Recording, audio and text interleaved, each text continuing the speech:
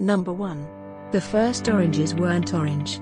The original oranges from Southeast Asia were a tangerine pomelo hybrid, and they were actually green. In fact, oranges in warmer regions like Vietnam and Thailand still stay green through maturity. What came first, the orange or orange? Did someone just make the uncreative decision to name the citrus fruit after its color? That's how the blueberry got its name, after all, or did the color get its name because of the fruit?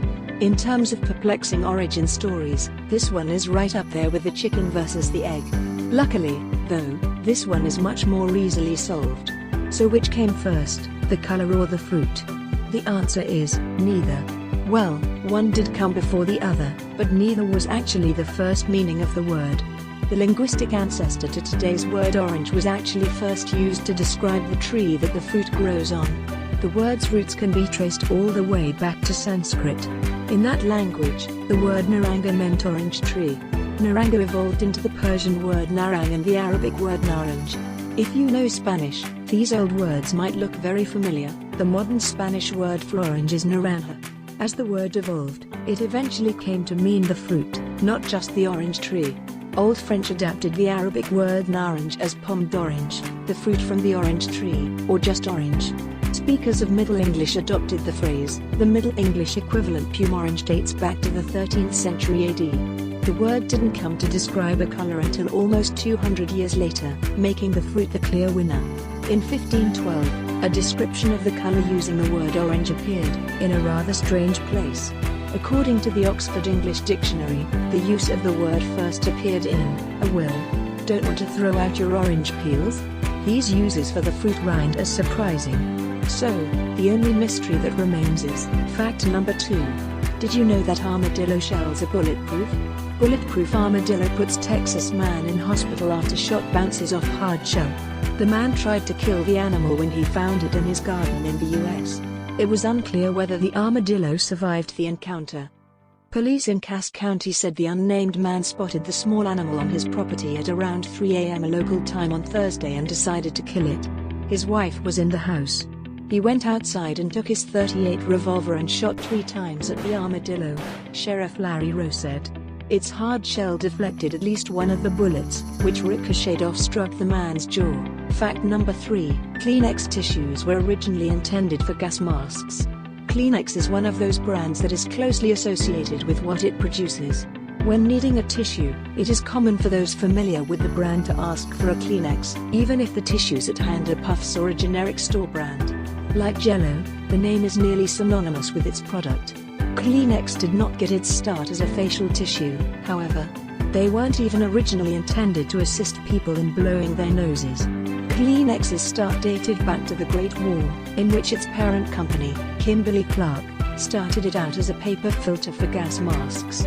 To date, the Great War is the only major conflict in which gas was used, though it was not their original intention. The future creators of Kleenex provided vital war material during a critical shortage of more common materials. Necessity is the mother of invention may be a cliché, but it is also true.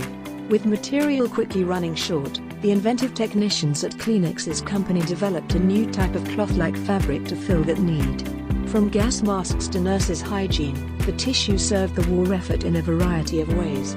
They would continue to sell even after the war, and, thankfully, they are no longer needed for combating chemical warfare. Fact number 4. Did you even realize that why jeans have those tiny pockets? It's been called everything from a coin pocket to a ticket pocket, but here's true story. Out of the 20 little things you've always wondered about, one of them probably has to do with the small 5th pocket on your jeans. By now, you might have given up on trying to use it since it's too darn small to fit anything you actually need. But why is it there in the first place? Well, today, it doesn't really serve a purpose, but it used to in the late 1800s. The small pocket is actually called a watch pocket because it was originally intended as a safe place for men to store their pocket watches.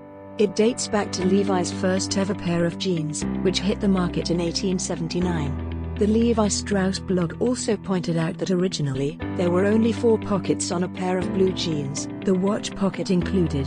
The first blue jeans had 4 pockets, only one in back and, in the front, 2 plus the small watch pocket. So next time you find yourself standing nonchalantly with your thumb hooked in that small pocket, know that it was originally used to store a pocket watch. Fact number 5. If I asked you what English word did you know? What is the longest word in English? Hint, it's 189,819 letters long. Yeah, you've heard it right. Let's move over, anti-disestablishmentarianism. This is the longest word in English that will leave you speechless. I know the longest word in the whole English language, Jimmy tells Jenny by the playground swings. It's anti-disestablishmentarianism. Jenny slurps up the last of her juice box, unimpressed. Is that all? She claps back. Well, I know an even longer word. She sets down her juice, stands up straight, and takes a deep breath. The longest word in English is methionylalenyl-thronylzerolaginoylglycerylalenyl. That's not a real word. Jimmy interrupts. Jenny continues. Vaginal cystinyl prolalarginylaspartylisolucilalanil. Come on. You're making that up. Asparaginal valomethionylglutaminylarginine. Jenny, stop. Lucil glutaminylglutaminylglutaminylglutamylisolucin. Please, says Jimmy. But Jenny does not stop speaking for 3.5 hours, long after Jimmy flees the playground in tears. As she utters the final syllables, leucine, Jenny completes the full, technical name of the protein better known as titin, a folded, spring-like protein that helps keep our muscles elastic. Total letter count, 189,819. English isn't always easy, especially when you throw in regional sayings. What does the longest word in English mean?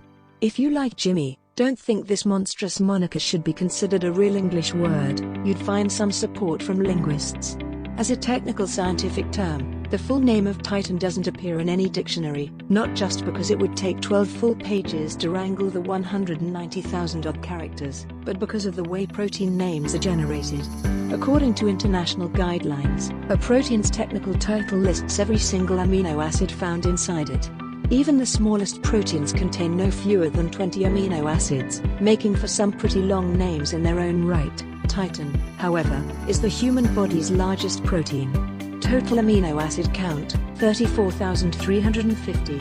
Spell out each of those acid names in a row and you get, well, a really long word.